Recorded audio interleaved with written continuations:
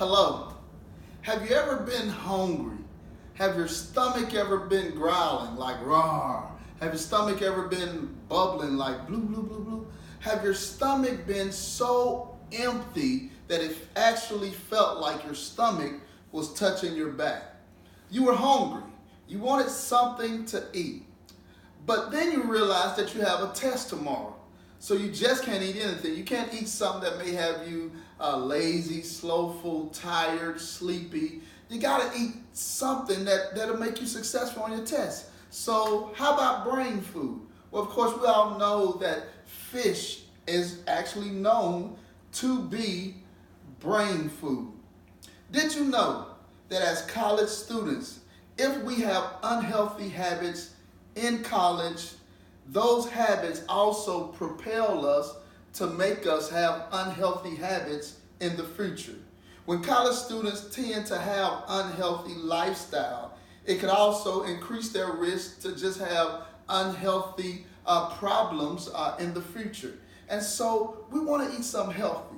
We want to eat something that make us successful, not just because we want to be successful, not just in our studies, not just in our careers, not just in our degrees, but we want to be successful completely in every aspect of our life, especially when it comes to our health and what it is that we eat. And so, as a thesis, I want to say that fish has been proven to be one of the most healthiest, one of the most popular food in our modern day. And so I want to demonstrate in this speech 3 steps on how to cook fish. Yeah, 3 steps. 1, 2, 3, you know me, steps on how to cook this great fish. So these are some tools that we're going to need. The first thing we're going to need is fish fry, all right? We can't fry fish without fish fry. We have Louisiana fish fry, and I think the reason why I'm using Louisiana fish fry is probably because I'm here in the state of Louisiana. Not only are we going to need fish fry, but then we're also going to need cooking oil, all right? So we have our cooking oil. Then we're going to need a bowl. This bowl will be used, of course, to season the fish. And then we have a spatula. Now, you just can't use any kind of spatula, but you would want to have a spatula that is kind of flexible and also heat-proof. But you want it flexible enough so that it will not tear or break the fish when you go to scoop the fish out and to serve it. And then we're also going to need a skillet. All right. So we have all our tools that we have in order for us to be successful in these 3 steps of cooking fish. Also our knife. So let's say you're coming from the store. You got your package of fish. You're hungry. You're delicious. You're just saying to yourself, "Oh, this fish is going to be so delicious. It's going to be so great. I just can't wait to get home and cook it." And so, the first thing we're going to do before we go into our steps is we're going to wash the fish. All right. So I'm going to walk over here to the sink, and we have our fish here. And we're going to wash the fish. Of course, you wash the fish thoroughly. Wash the fish thoroughly. And as you wash the fish, you go into your first step. And that first step is to cut the fish. All right, so I'm going to take my knife and cut it right down the middle.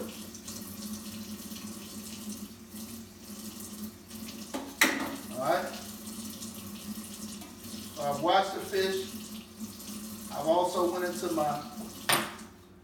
my second step, which was to cut the fish. My first step, which is to cut the fish. And now, like I said, this bowl, we got our bowl, which will be used to season the fish. All right, so season the fish. Now, fish is a very, like I said, popular food. And it's also considered to be brain food. It's also considered to be brain food. Did you know that multiple of studies has been used to actually proven that fish is brain food. One source that I mentioned, that I want to mention in this demonstration speech, is from a published article by Miss Anna Hine O'Connor. This article was published in the New York Times, and the name of it is The Claim, Fish is Brain Food. And in this particular article, she mentions that one of the studies where she looked at 135 mothers and their infants and found that the more fish that the mothers ate during their second trimester, the more successful those particular kids were in their tests, I believe at 6 months old. And then also in this same article, because you may say, well, those are kids. Kids are young, their brain are always developing. But also in the same article, she also talks about another recent study where in the Archives of Neurology, it looked at adults, and they found that elderly people who ate fish at least once a week did better tests of memory and mental, actually better than their peers that did not eat fish once a week. And then they found that elderly people also, the ones that did not eat fish at least once a week, had a 10% decline in mental skills. And so it has been proven, of course, that fish is brain food. And then it's one of the most popular foods. In the Bible, you'll find in the book of John, chapter 6, where Jesus had all of these people following him. And they got hungry one day. And so the disciples said, well, Jesus, how are we going to find food to feed all of these people? It was actually 5,000 people. And you know what Jesus said?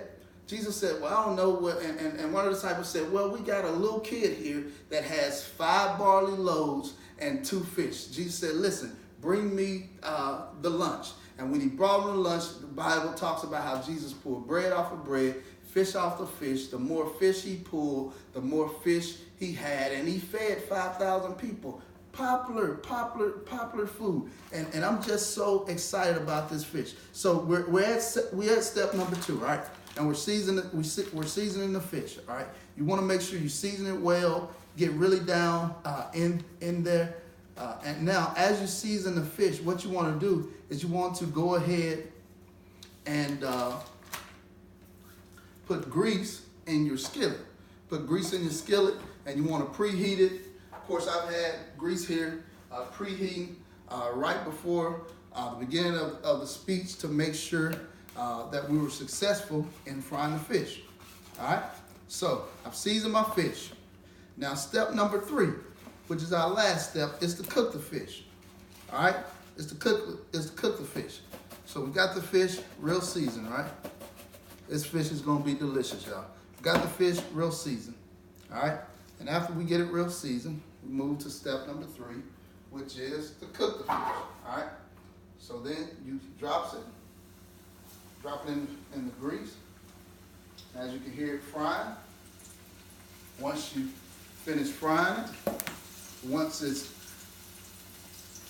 good and crispy, you take your spatula. The spatula, remember, the spatula has to be, of course, heat-proof. Then it has to be flexible, because as you cook the fish, you don't want the spatula too hard to where it can and it will damage the fish or make the fish break. And so you want to get that spatula, lift it up, pull the fish out, and place it on a plate and into the oven, and so that it could be ready to serve. And so again, fish that is known and that has been proven to be the most popular and one of the most healthiest food of our modern day. And sometimes when you want to eat, but then you want to also be smart, cook fish. Use my 3 steps to cook fish. Thank you.